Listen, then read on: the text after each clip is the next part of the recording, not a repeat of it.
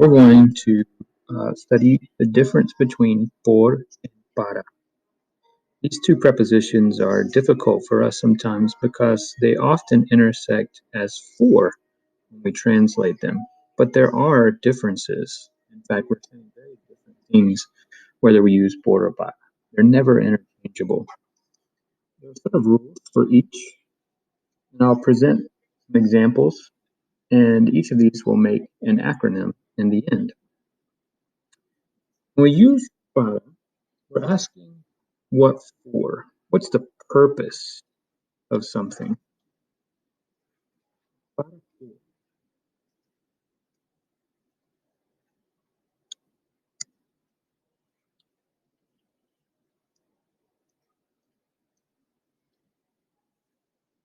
For example, esta taza es para café. This cup is for coffee. Este cuchillo es para cortar vegetales. This knife is for cutting vegetables.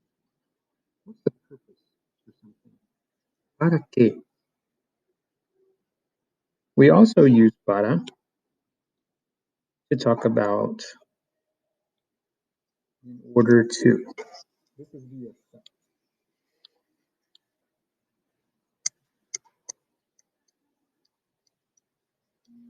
What's the effect of something?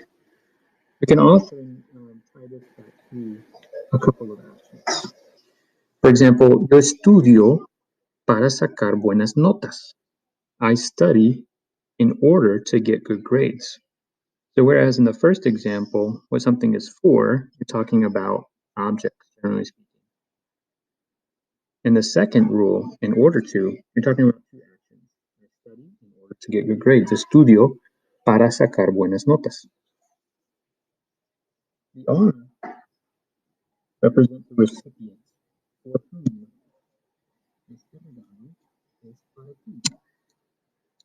Este cumpleaños tengo un regalo para ti. For you. Este anillo es para mi novia. This ring is for my girlfriend. Who's the recipient? We use para. The S is a little bit different from the typical use in English.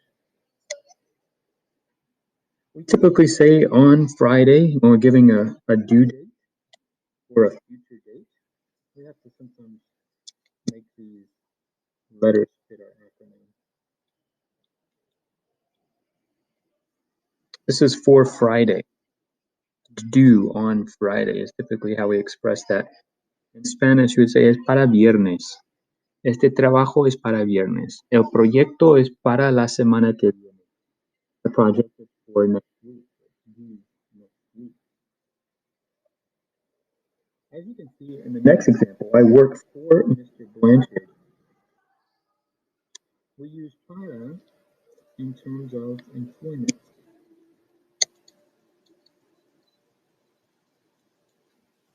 This is a case where if you use for, you're saying something entirely different. Yo trabajo para el señor Blanchard means that he's my boss, he's my superior. I work for him. If I were to say yo trabajo por maestro, who is one of the teachers of Spanish 4, then I'm doing maestro's job. Yo trabajo por él as a substitutionary position. We'll look at that more when we get into por, but here's an example of when these really are not interchangeable. You're saying something entirely different. When you say trabajo para el señor Blanchard, you're saying that he's the authority. I work for him, under him. Moving on. With he, you play well for a 5-year-old is a comparison.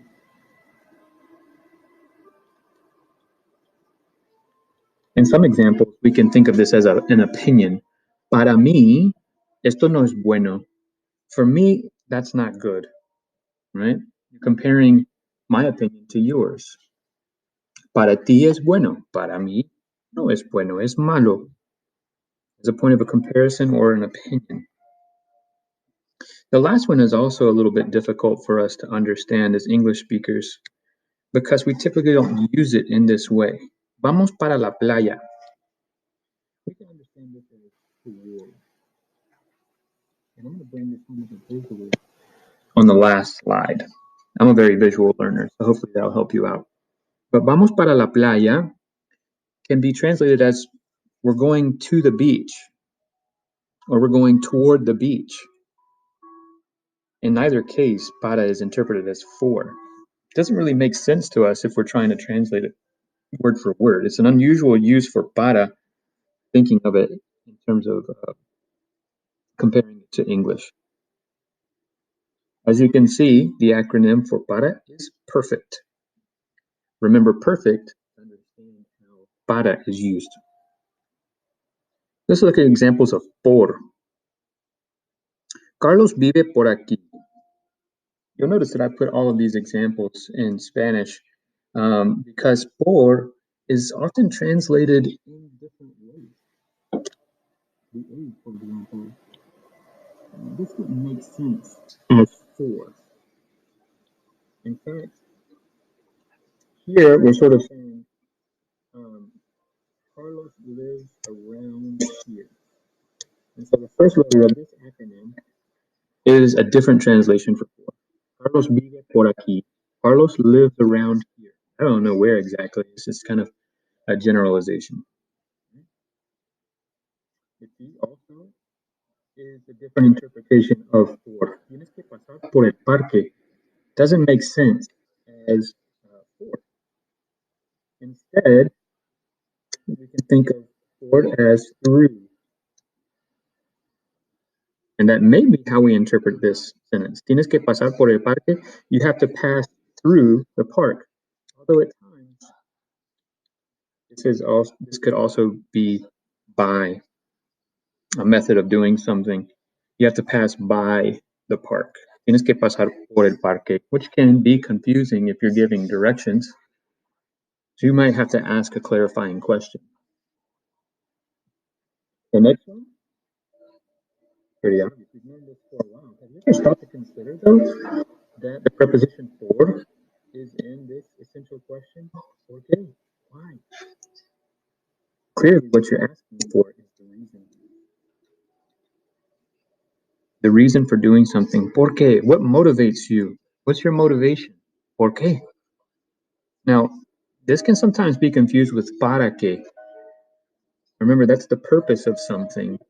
It's almost future in its reach, whereas por qué is in its past. What's pushing you?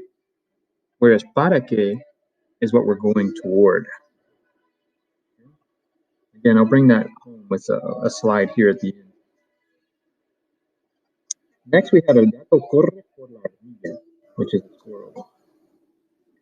This is the most difficult to understand and to explain for me. Again, it fits within our acronym here. And it's interpreted sort of as after. The cat runs after the squirrel. Yeah, I don't know. Let's just move on, shall we? After, yeah. It fits into our acronym. Great. We'll explore that a little bit later, perhaps. I'm avoiding it for now. ¿Cuánto pagaste por los zapatos? One of the rules using how much did you pay for your shoes? I'm going to tie it up to another rule coming up here shortly.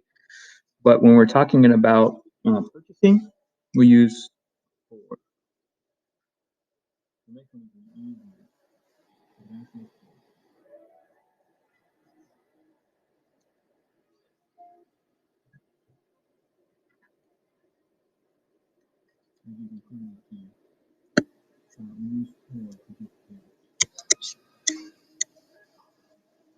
Thanks for.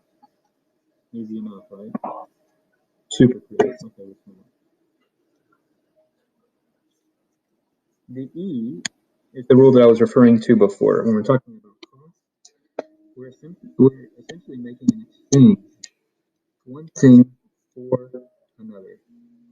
Una cosa por otra. One thing for another. ¿Cuánto pagaste por los zapatos? How much did you pay for the shoes? You exchange money for shoes, right? That too is an exchange. So you use for in exchange for things.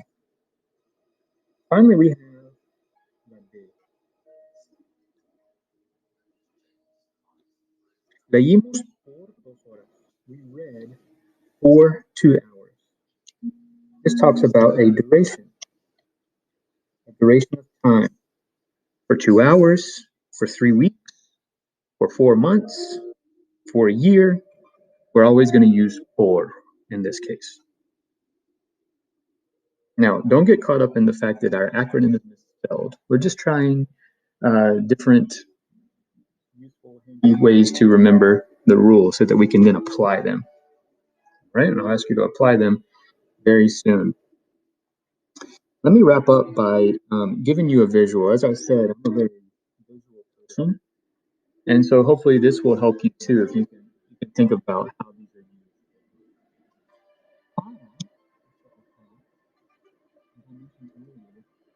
Is sort of a future goal. It's something we're reaching for. Okay? Este regalo es para ti. I'm giving it to you. Esta Navidad voy a comprar un regalo para mis niños. Para sacar buenas notas. I'm studying now in order to get good grades. Para sacar is a future endeavor. Para el viernes.